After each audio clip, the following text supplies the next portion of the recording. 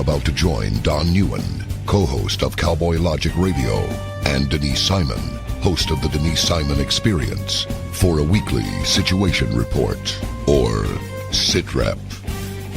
18 hours a day, Denise Simon lives her life as an Intel Analyst. 18 hours a day, Don Neuen lives his life in the world of rock and roll. 1 hour each day, Neuen receives a daily SITREP from Simon. Welcome to the Drive Time Situation Report.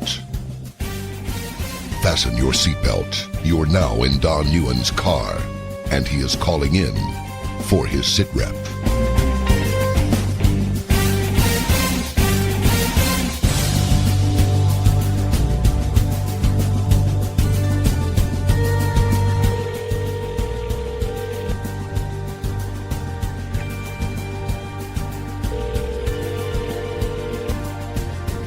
Smello.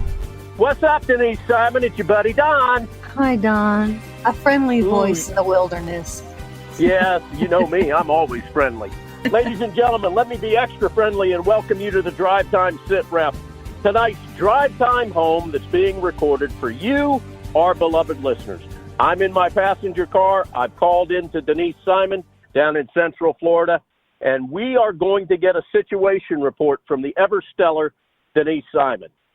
Ladies and gentlemen, in a minute, she's going to timestamp this show. Why is that important? Because Denise Simon is most of the time way far ahead of the curve, as we are going to prove tonight. Because a little over 2 years ago, Denise and I were talking with you guys about Joe Biden and John Kerry and the nefarious connections that they had to benefit their family in the countries of Ukraine and China. And nobody talked about it back then except little old Denise Simon and us. And now, all of a sudden, the only thing in the news, Biden and Ukraine. Trump made bad phone calls, needs to be impeached. Biden didn't do anything wrong. This has all been investigated, blah, blah, blah, blah, blah. But over 2 years ago, we talked about it in depth on a Drive Time Sit Rep. So, Denise Simon, let's timestamp it now. A little over 2 years later, let's bring this old topic back up again, and maybe you can explain what's going on. Well, it's 8:41 p.m. Eastern on the 23rd day of September in the year of our Lord, 2019. I think every week that you do that, you even get better than the previous week. I don't know how that's possible, but okay, thank you. Merry Christmas, Denise Simon. Merry Christmas to you. Thanks. And Merry Christmas to all of our beloved listeners. Yes, indeed. Jingle bells. Did you notice how friendly that was? Yes, it was. When I said that about our beloved listeners? Yes. And wish them all Merry and Happy Chanukah to all of our Jewish friends. Chanukah. All right, Denise. So listen, on a serious note, I don't know how long it's been. It's got to be over 2 years that we were talking, you were talking, we were listening about John Kerry and Joe Biden and their two kids and how they benefited to the tune of millions and billions of dollars with regard to these deals that were cut and these positions that were given to completely unqualified individuals, in the case of Biden's kid, who had no experience in natural gas, and all of a sudden he's a paid member of the board, and his firm ends up getting buku dollars. We were talking about this over 2 years ago. $50,000 a month. $50,000 a month. That's big potatoes. Yeah, I'd like that. Hey, I bet Cam Newton makes that kind of money. Woo! Cam Newton. What the hell is going on with him? But let's come back to him. Let's go to Ukraine. Let's talk about this. Unpack this for us, Denise. Help us understand. Well, I can't take full credit. I can't take full credit because I need to give some to Peter Schweitzer. He has written a couple of books. He, I think, was one of the ones that helped us break the Uranium One story. And what's particularly interesting is that the matter of Uranium One was not new in Congress. They knew all about it. In fact, Uranium One had ads in local newspapers out in the West. Senator Barrasso knew about it, and had tried in their little ways, but you know how things work when you get into the halls of Congress. When you start ringing some bells here, all of a sudden, people shut up. Anyway, yeah, Biden, I guess the bigger question is, how is it that some cat in Ukraine even knew about Biden's son to start with, to want to hire him? What was on the resume for it to go, man, this guy, I mean, something's got to be really wrong there. Well, it wasn't his vast experience in natural gas. No. So somebody introduced somebody else, and there had to be some favors for him to be hired in the first place. Now, that's where I would like the story to go. Where it is today, I don't really care too much about. But I'd like to know where the quid pro quos went, going back to how he got hired in the first place. Because where there's smoke, there's fire. And here's where I'm going to go next. Joe Biden has a brother by the name of James. James has a wife by the name of Sarah. Well, James and Sarah Biden have financial troubles. And if you have financial troubles, then you probably shouldn't be buying or wanting to renovate a multi-million-dollar waterfront vacation home in Keewaydin Island, Florida, which I don't have a clue where that is, but nonetheless, it was dubbed the Biden Bungalow. So they have some financial issues, the brother, and it was enough to where he had failed to pay a contractor $75,000, so there was a contractor's lien. There were at least 3 or 4 IRS liens on them for not paying their tax bills, substantial tax bills, I might add. So all of a sudden, we come up with this cat by the name of John Hinansky. Well, John Hinansky also happens to be a former Ukrainian who apparently is now a U.S. citizen, but with real deep continued Ukraine ties. And this cat, John Hinansky, loaned James and Sarah $500,000, $500,000 in 2015 for as a financial loan so they could do some renovations on this house. Now, apparently, he's defaulted on this loan or a Shocking. loan. Yeah, Shocking. Yeah, on a loan. Because now there's still a bit of a court case on it. So it isn't just one condition, I might add, when it comes to Joe Biden in Ukraine and China, but certainly Ukraine. But it's more than one. The fascinating thing here is, it's the timing of all of this, because this was going on in 2015. In 2015, where all of a sudden we end up with a situation where Crimea has been annexed and now we're at a war with Russia's at a war with Ukraine. So, isn't this all just a little on the weird side? Wouldn't you say? Of course I would. Okay. But as you have said, without being weird, in politics, timing is everything.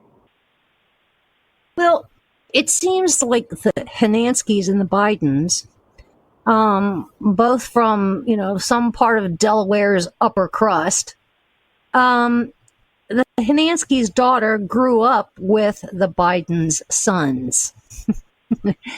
So, So we have a flamboyant lifestyle. We've got people that go to the Easter egg White House Easter egg roll and, all these other kinds of things. Joe Biden threw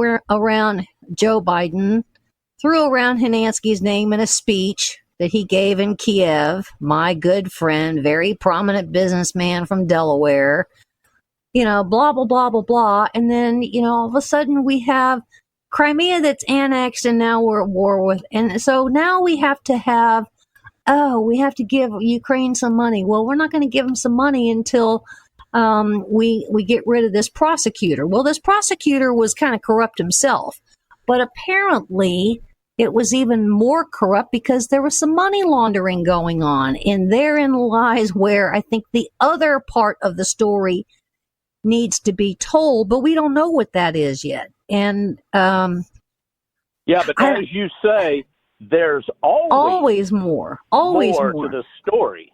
So we have I'm trying to talk overly friendly. Yes, you are. And so we have to really find out some other things. That includes, I might add, Cyprus, because a lot of really nasty money laundering goes through Cyprus. So there's much more that I think the Trump White House knows. Certainly Rudy Giuliani knows. Now, Rudy, he made the call to this new president of Ukraine. And interestingly enough, met with somebody in this new president's cabinet, not in Ukraine. Rudy didn't go to Ukraine. They met in Mallorca.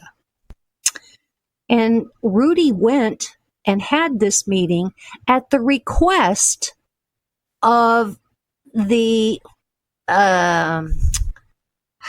Eastern European diplomatic desk out of the State Department, not by Pompeo, but somebody who ran, I guess you would call it Eurasia, and picked up the phone and asked Rudy if he would go have this meeting. Not because they wanted to embarrass Ukraine, but more like, let's see if you can just kind of lay some good, friendly groundwork here. Why did they pick Rudy? Why did they pick him? Well, one is because he has an awful lot of experience as a lawyer, certainly coming out of that pesky little office known as the Southern District of New York. And because he was close to, obviously, Trump. So, Rudy, why don't you, in your nice little way, you know how to handle these things. We'll tell you what to do. You go have this meeting in Mallorca. And then when you get back, tell us how it went, which precisely what Rudy Giuliani did. Rudy didn't go there for Trump. Rudy went there for the Eurasia desk coming out of the State Department. All right, but let me ask you this. Do you think the Democrats and the mainstream media now are just spinning this because they can? Yes. And they can get away with it? Yes. Or was this some type of a setup by somebody in the State Department? No, I think the State Department was probably doing some of this legitimately, because let's not forget that this new guy, what is his name, Zelensky, the president of Ukraine, let's not forget he's not a politician. Remember, right. he was what, the comedian, and he needed some real hand holding. So our State Department is essentially trying to help him, certainly when it comes to, all things Russia and what's going on over there between Russia and Ukraine. But because this cat has no concept of politics. So we're trying to hold his hand, and he's got to, one, govern, but two, he's got to clean up a real nasty corruption mess that, right. All of these previous, the previous leadership of Ukraine left him. Because remember, who was it? Was it Poroshenko that bailed out and left and went and got to, asylum or whatever over there in Russia? He just kind of bailed out, ran. Yeah. So all right. that's where we are. all right, how is this going to implode for the Democrats? Are you able to wrap your head around that? Because, Dan Bongino has got a wonderful policy that I'm sure you'll agree with. And that is, anytime anything negative comes out about Trump, give it the 24 to the 72 hour time window for it to actually be debunked and blow up in the Dems' face. And then they'll move on to something else. That they're good at that. But, this one's gone on a little longer than I would have liked. But I really am hoping this is going to blow up in their face. Well, I would say in some cases it kind of has, because as it turns out, this whistleblower, who I think I know who it is, but is it a she? I don't think so. Who do you think it is? Let's get that out on the table. Come on. Well, so far my signals are pointing to Kurt Volker. Why? Who is it? Why? Yeah. Well, he happens to be why? a diplomat. He happens to be, have some experience in the State Department. But the other fascinating thing is that he also worked, and may still work, at the McCain Institute for Leadership. Ah, okay. Uh-huh. All right, well, let's all remember that name, ladies and gentlemen. We'll see if Denise has got this one pegged. I may not, but, right now, my cards are on him, and, I might have to ask for a draw, or I might have to fold them. But anyway, as it turns out that this whistleblower, the way it was first packaged is that this whistleblower listened to the phone call. Well, he didn't.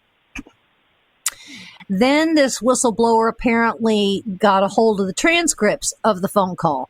We're not even sure that's accurate. We think that maybe somebody else got the transcripts and then told him about it, and then he's the one that went to the Inspector General, and we don't know what was actually said to the Inspector General, because the Inspector General said, okay, because they're using the word urgent. And so the Inspector General writes up the report. All Inspector General's reports, by the way, go to members of Congress or the Gang of Eight or whatever it is. And then from there, it goes over to it also goes over to the Department of Justice. So now we have some lawyers involved, and the lawyers are saying there's nothing here. Does Trump know the identity of the whistleblower? He probably does. All right, let's stop there, because I want to bring up something that we have discussed before, and that is that what we seem to forget when Trump blasts off with what we feel are shooting from the hip comments and where the hell did that come from, and that's, we've all thought it and said it. But the bottom line is he's got access to more intel than probably anybody on the face of the earth. Mm-hmm.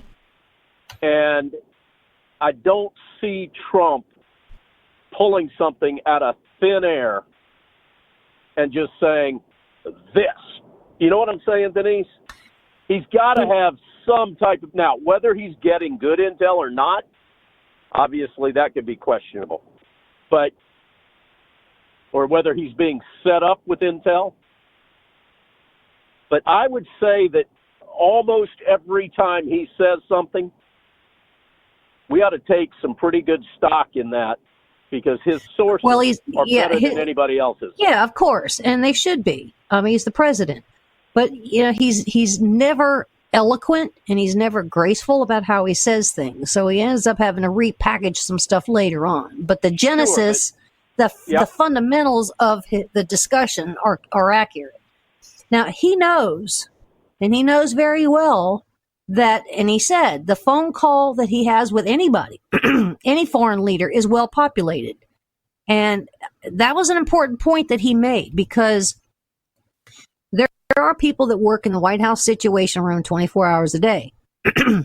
And they have to have those close by that are interpreters, because you don't know when a call is going to come in from somebody that only speaks Arabic or somebody that only speaks, whatever else. So they have to have those people right there. And, or say, expecting a call in 10 minutes, then you got to go, dial up somebody in the middle of the night and bring them in to be able to, translate the call. Having said that, there are at least 4 people in the White House Situation Room that are on that call. Now, as those calls are happening, they're being transcribed and they're being flagged for anything that may be questionable, may be classified. They really are starting to go down line by line by line by line by line. Now, we also may have, based on who it is, you may have somebody from CIA there. You may have somebody from FBI there, because the White House has an FBI office. And you may have somebody from the State Department there. Having said that, you could end up with, from the United States side, you could have a dozen people on a phone call. So Trump knows that. Right. But you also may have it on the other side. So Zelensky, we don't know how many people he had on the phone call. But nonetheless, you don't have 2 guys talking to each other with, 2 people that are just eavesdropping. It doesn't work that way. Right. Now, let me ask you this, and we've only got a couple of minutes before we have to go to break. Is that every call that Trump makes? I mean, if he calls Melania, are people listening? Well, he would call Melania on probably his cell phone, but those calls are also recorded. Everything that he does. Now, they would kind of, when I say recorded, they will look at it, they will timestamp it, they will see who it is, and then they will know that it's a personal call and to necessarily go away. Or to, but to his kids, that's a different thing, because the kids are essentially working Ivanka's working for him. The other ones are working in the campaign. So you have to, there's campaign rules and there's election rules that have to be complied with. So yeah, pretty much everything that he does is a matter of government record. Gotcha. All right, ladies and gentlemen, we're going to have to take a break here in a minute.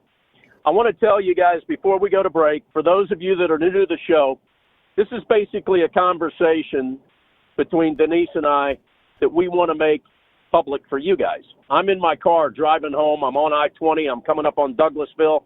I see a ton of red lights. So I may be slowing down here.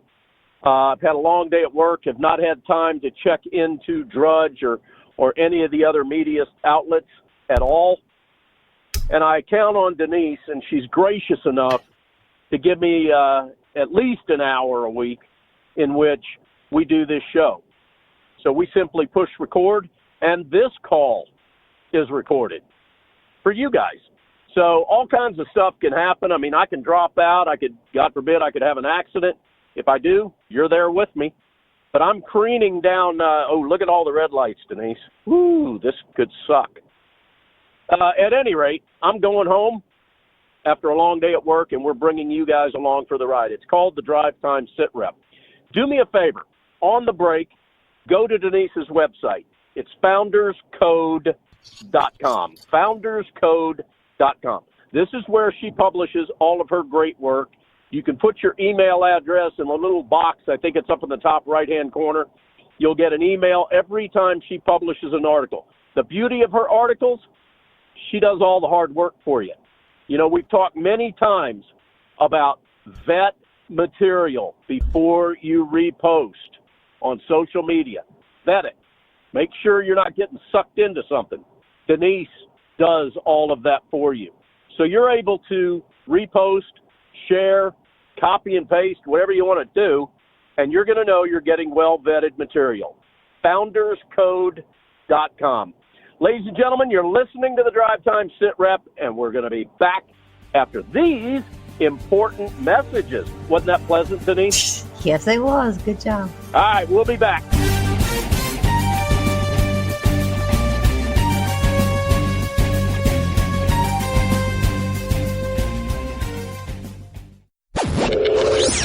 Check us out on the web at cowboylogic.us.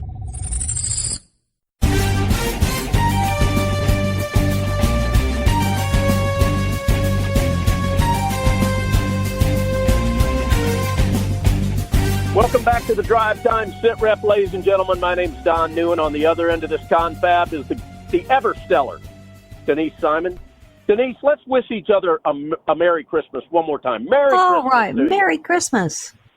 And Merry Christmas to all of our beloved listeners. Yes, indeed. I'm trying to be overly friendly tonight, ladies and gentlemen, because Denise needed a friendly voice at the beginning of this show, so I'm being extraordinarily friendly. How's it working, Denise? Are you feeling warm and fuzzy? A little bit better. All right, well, that's good. That's better than not, right? Indeed. All right, so let's pick back up where we left off here. We're talking about Joe Biden.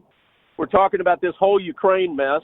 Denise has been very, very helpful in explaining the fact that there's no possible way that Trump can have any kind of a conversation without probably a half a dozen people listening in. So if this one whistleblower is coming up with it and nobody else is coming forward about this, they're either all in on it with Trump or this guy's full of you-know-what.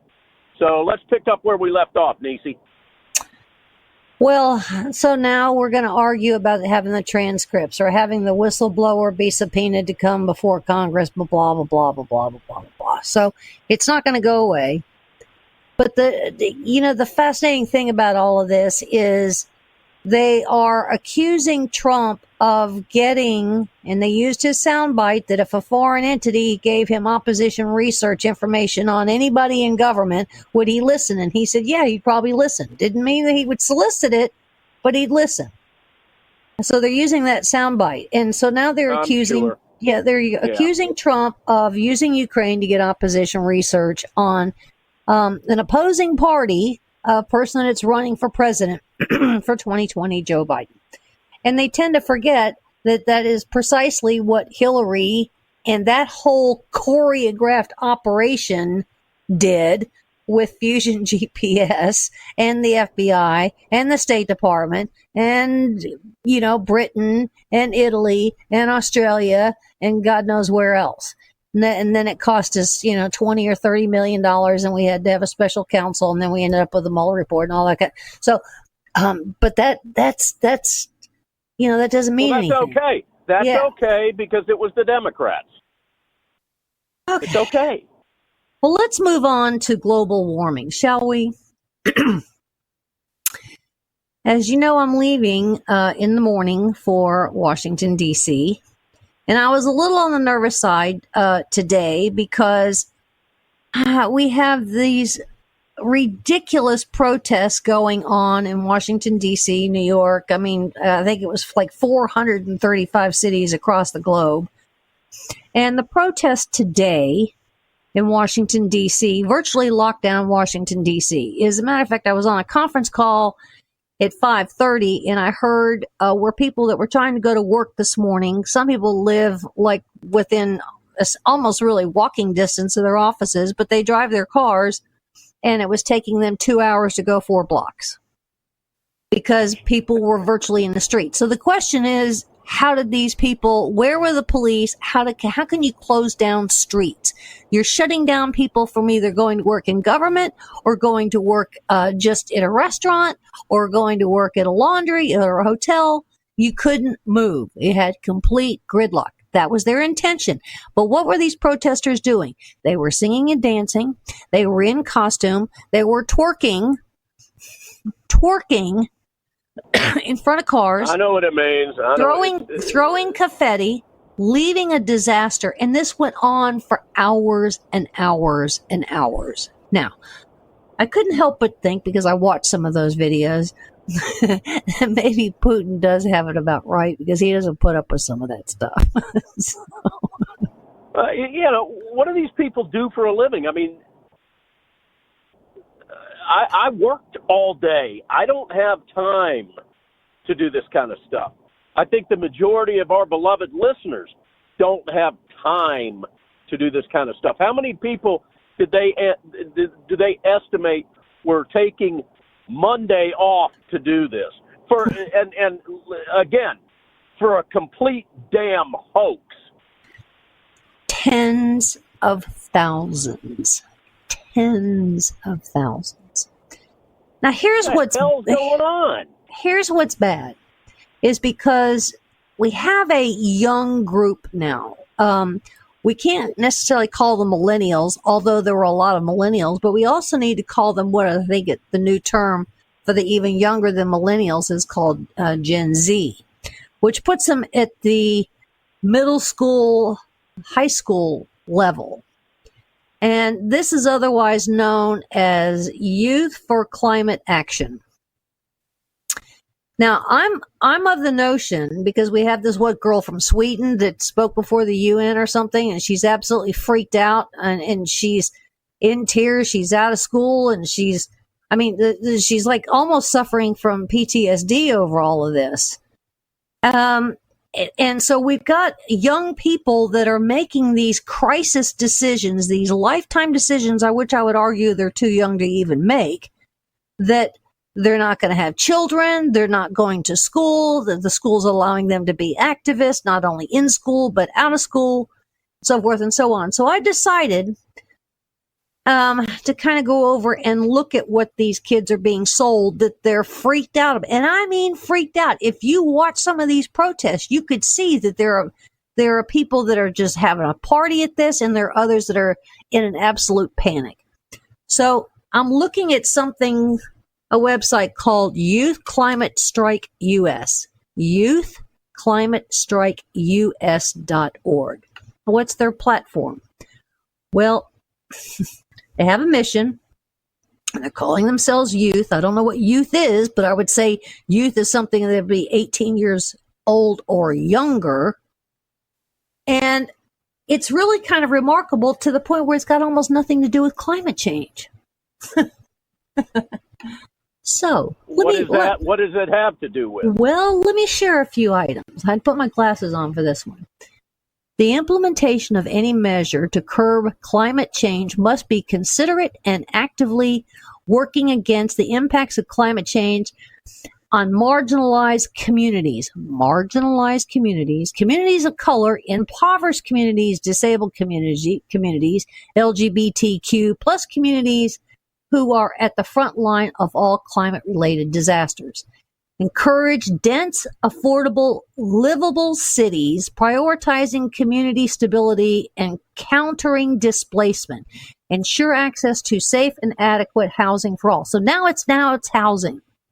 Respect and follow all treaties with First Nation communities and protect food sovereignty and intellectual property of First Nations. I don't know what First Nations is. As well as ensuring appropriate culturally competent training programs for tribal colleges and collaborations between tribal and state colleges to provide education for the green economy. What the hell is a tribal college? I don't know. Invest in education and training for inmates regarding renewable careers, and invest grassroots transformative justice to move away from the unjust prison system. So we've now gone from housing to food to education, now the prison system. And the school to prison pipeline, and outlaw private prisons and the forced labor of prison inmates, the unjust prison system, and the school to prison pipeline, blah, blah, blah, blah. The next one. Support green jobs training programs in the transition from prison to work.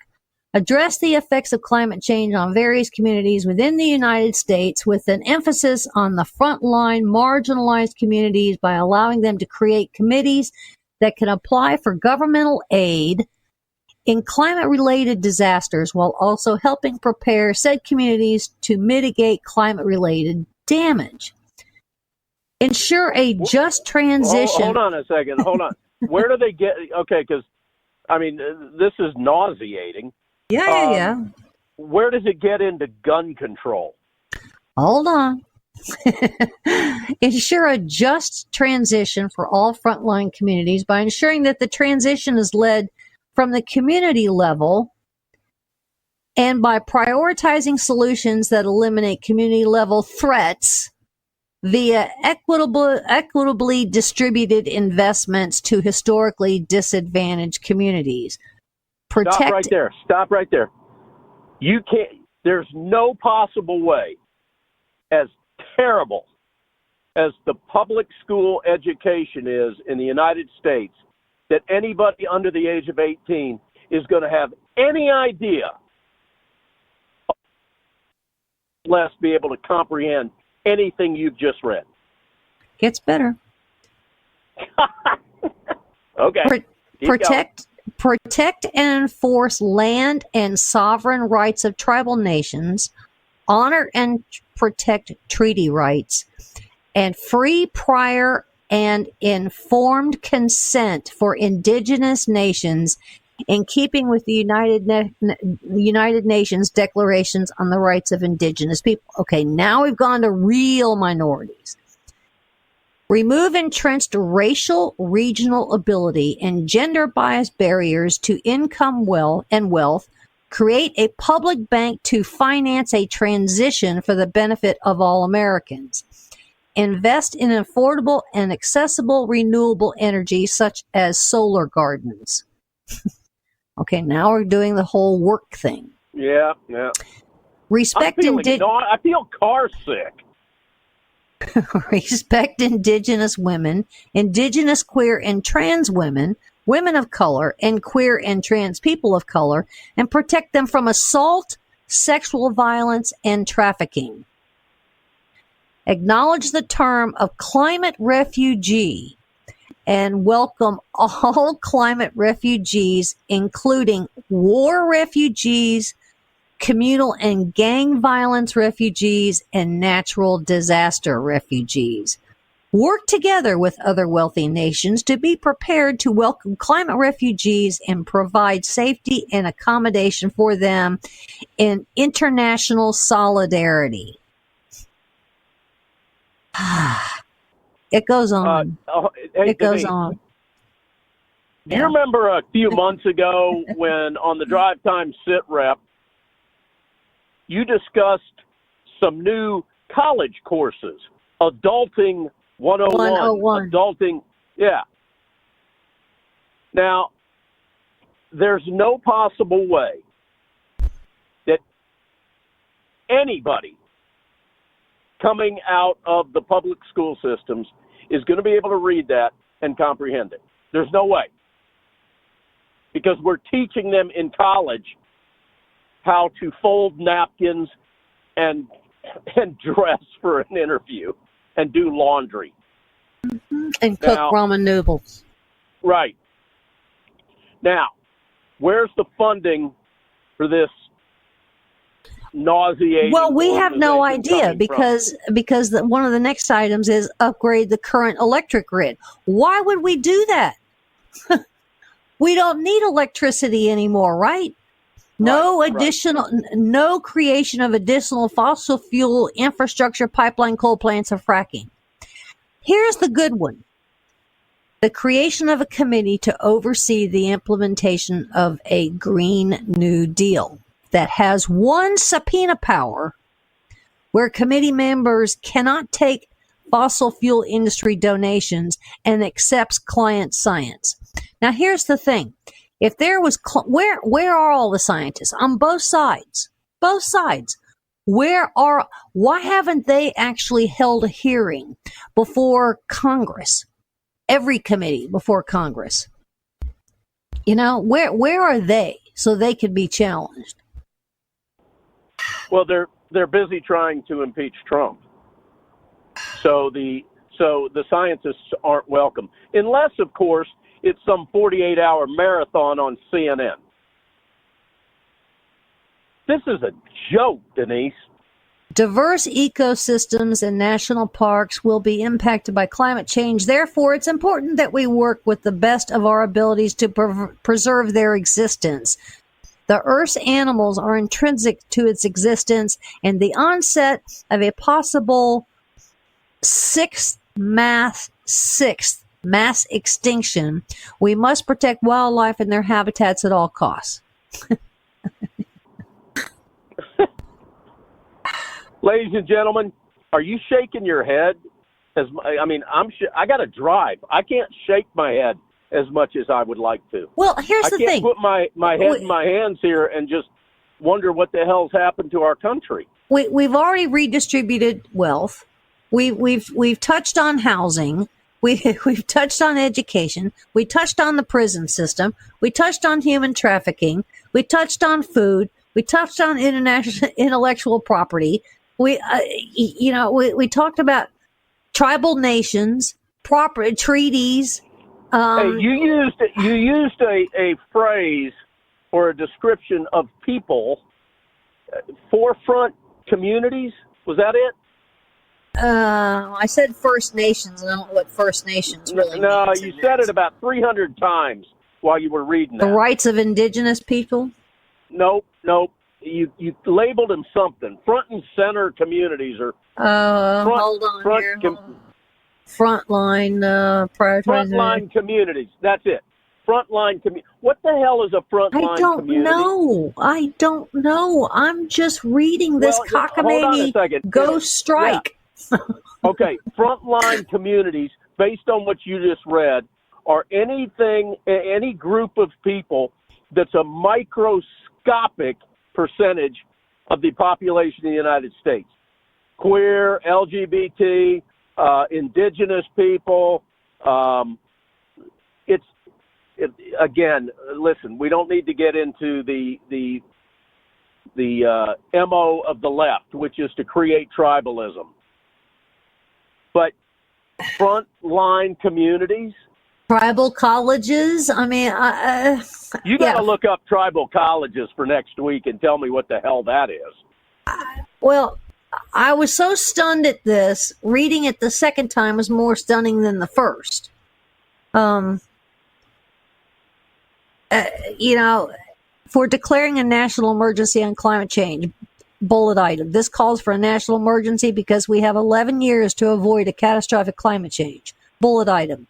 Since the U.S. has empirically been a global leader, we should be a leader on climate action. Bullet item. Since the United States largely contributes to global GHG emissions, we should be leading the fight in GHG reduction. I don't know what GHG is. Well, you know that these little puke 18-year-olds and younger know what this is. Hey, Denise, you know who's got a fingerprint all over this? Ocasio-Cortez's ex-dude. Yeah. That is who has fingerprints all over everything you've just read. The guy she just got rid of. Well, he quit, and I think he quit because they're both in under elections fraud commission. Yeah, whatever. Okay. Well, he didn't just quit and go on a sabbatical. No. I would bet dollars to donuts that he's got something to do with this. Well, we have this girl. It sounds like his whole deal. We have this girl by the name of Isra Hersey. ISRA is her first name. Isra Hersey. She's age 16. She is the executive director of the Youth Climate Strike. She is a sophomore from Minneapolis. She is the co-founder.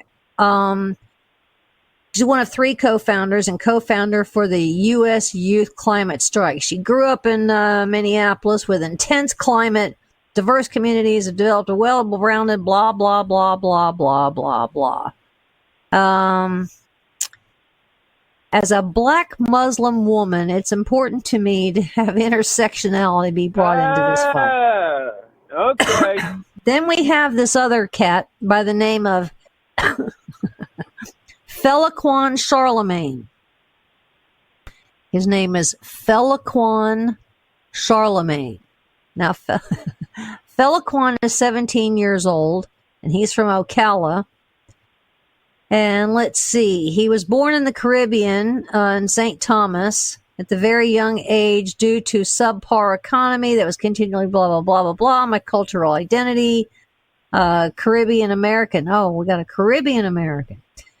Now, here's a finance director, our national finance director. Now, what can a finance director at age 14 possibly know about finance? Well, her name is Carla. Are you serious? Yeah, here we go. The finance director is 14 years old? Yes, her name is Carla Steffen. Well, Carla is a 14-year-old freshman from Bethesda, Maryland.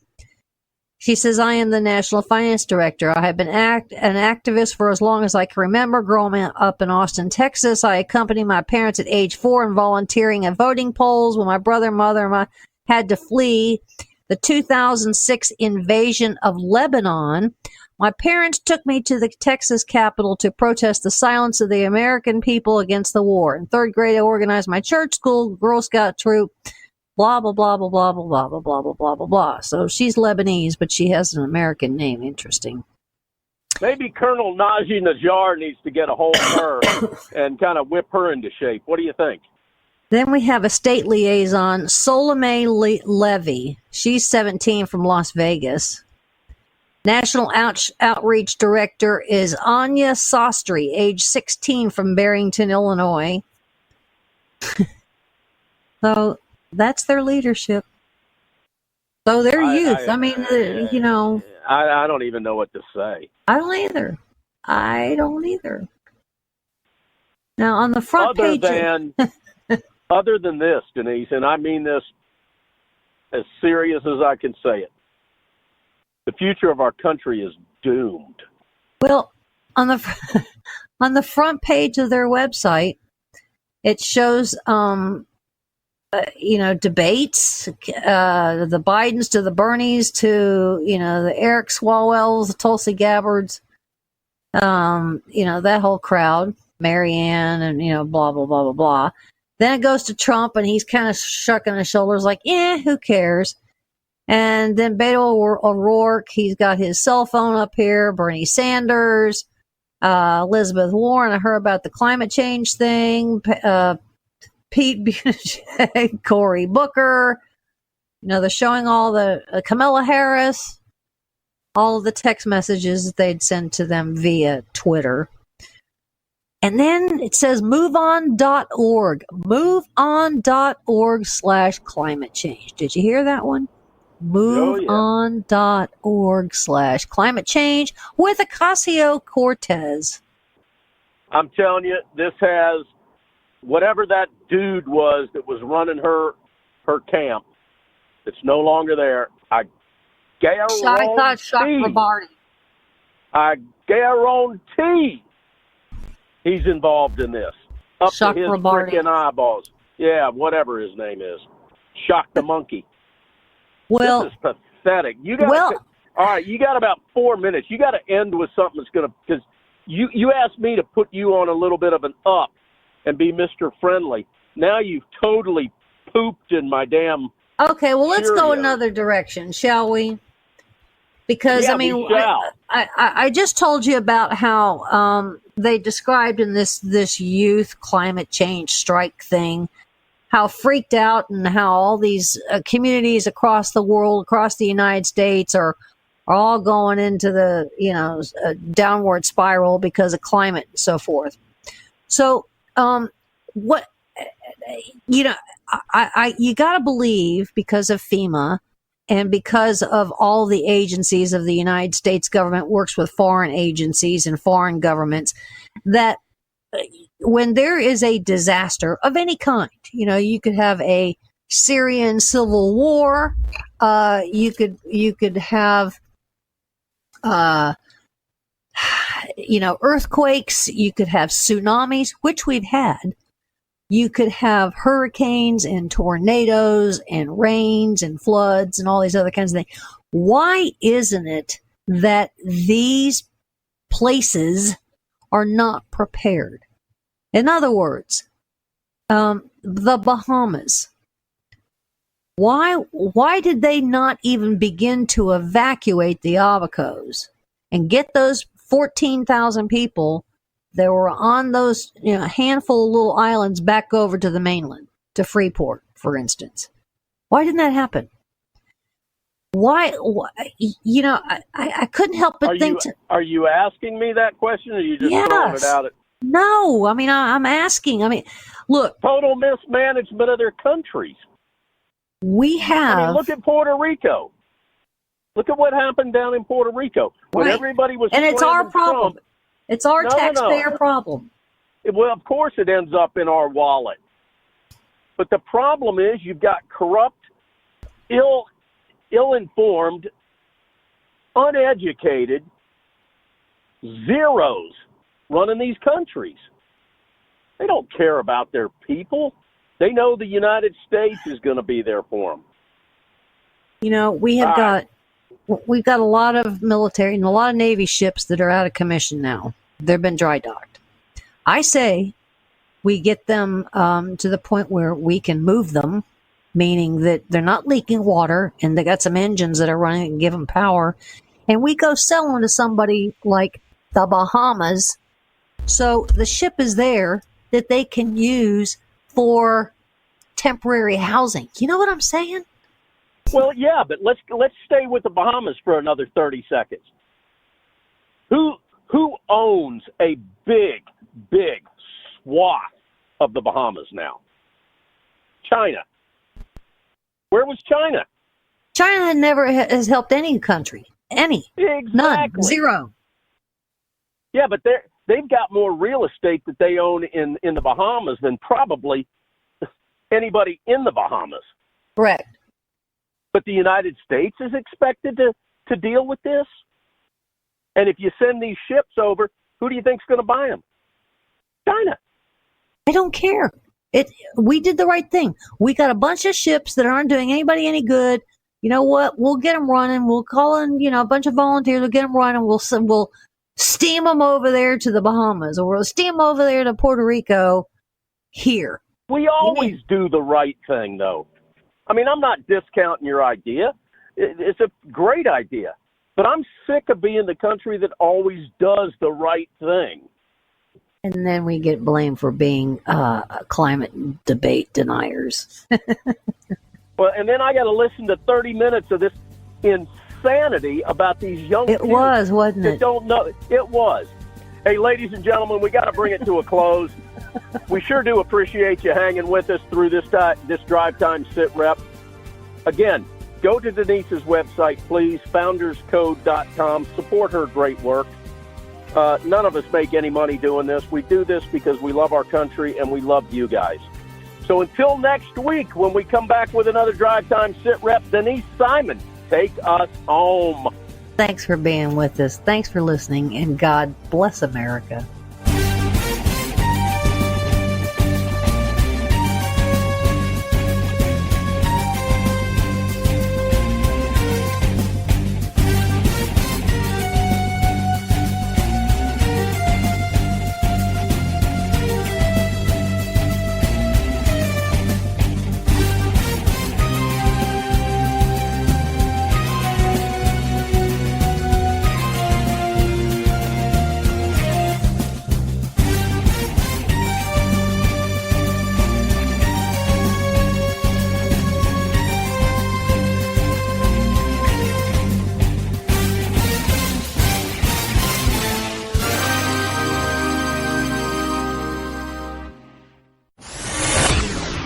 Check us out on the web at cowboylogic.us.